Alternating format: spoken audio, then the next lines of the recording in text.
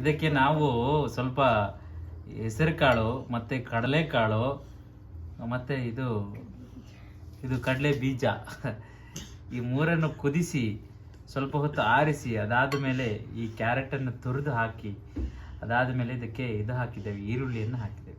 ಚೆನ್ನಾಗಿ 2 ಬಾರಿ ಹಿಂಗೆ ಮಿಕ್ಸ್ ಮಾಡಿ ಹಿಂಗೆ ಮಿಕ್ಸ್ ಮಾಡಿ ಆದಮೇಲೆ ಇದಕ್ಕೆ ಏನು ಹಾಕ್ಬೇಕು ಮತ್ತೆ ಮುಂದಕ್ಕೆ ಖಾರದ ಪುಡಿ. ಇದು ರುಚಿಗೆ ತಕ್ಕಷ್ಟು ಖಾರದ ಪುಡಿ. ಇದು ನಾವು ರುಚಿಗೆ ತಕ್ಕಷ್ಟು ಹೇಗೆ ಉಪ್ಪು ಹಾಕ್ತೀವೋ ರುಚಿಗೆ ತಕ್ಕಷ್ಟು ಖಾರದ ಪುಡಿ. ನಿಮ್ಗೆ ಎಷ್ಟು ಖಾರ ಬೇಕೋ ಅಷ್ಟು ಹಾಕ್ಕೊಳ್ಳಿ.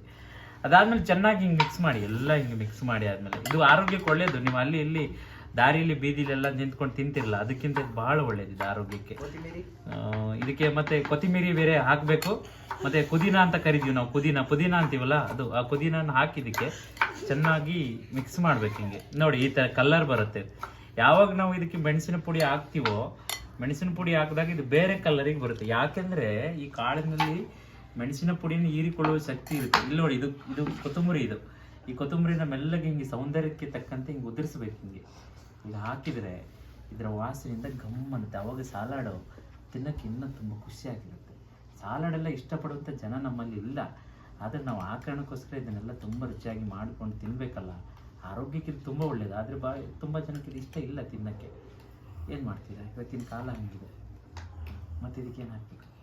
ಇದು ಚಟ್ನಿ ಹಾಕಬೇಕು. ಏನು ಚಟ್ನಿ ಇದು ಎಂತ ಗೊತ್ತುಂಟ? ಇದು ಖರ್ಜೂರವನ್ನು ಮತ್ತು ಹುಣಸೆ ಹಣ್ಣನ್ನು ಚೆನ್ನಾಗಿ ಮಿಕ್ಸಿಲಿ ರುಬ್ಬಿ ಇಟ್ಟಂಥ ಇದು ಪೇಸ್ಟ್. ಇದು ರುಬ್ಬಿ ಇಟ್ಟಂಥ ಪೇಸ್ಟ್. ಇದನ್ನು ನಾವು ಎಷ್ಟು ಸ್ಪೂನ್ ಹಾಕ್ಬೇಕು? 2 ಸ್ಪೂನ್ ಹಾಕ್ತೇನೆ. ನೋಡ್ಲಿಕ್ಕೆ ಒಂಥರ ಅಸಹ್ಯವಾಗಿದೆ, ಆದರೆ ತುಂಬ ರುಚಿ ಉಂಟಿದೆ. ನಮ್ಗೆ ಗೊತ್ತಿಲ್ಲ ಇದ್ರ ಬಗ್ಗೆ. ಇಷ್ಟ ಹಾಕಿದ ಮೇಲೆ ಚೆನ್ನಾಗಿ ಈಗ ರುಚಿಗೆ ತಕ್ಕಷ್ಟು ಉಪ್ಪನ್ನು ಹಾಕ್ತೇವೆ. ರುಚಿಗೆ ತಕ್ಕ ಉಪ್ಪನ್ನು ಹಾಕ್ಬೇಕು. ಇಷ್ಟೇ ಉಪ್ಪನ್ನು ಹಾಕ್ಬೇಕು. ಯಾಕಂದರೆ ಉಪ್ಪು ಆರೋಗ್ಯಕ್ಕೆ ಒಳ್ಳೆಯದಲ್ಲ. ನೋಡಿ ಇದರಲ್ಲಿ ಕಾಳಿನಲ್ಲಿ ಎಲ್ಲದರಲ್ಲೂ ಉಪ್ಪಿನ ಗುಣ ಇದೆ. ನಿಮ್ಗೆ ಗೊತ್ತಿಲ್ಲ, ಅದೆಲ್ಲ ಹೇರ್ಕೊಳ್ಳುತ್ತೆ. ನಾವು ಜಾಸ್ತಿ ಉಪ್ಪನ್ನು ಹಾಕಿದ್ರೆ ಇನ್ನೂ ಜಾಸ್ತಿ ಉಪ್ಪು ಆಗ್ತದೆ.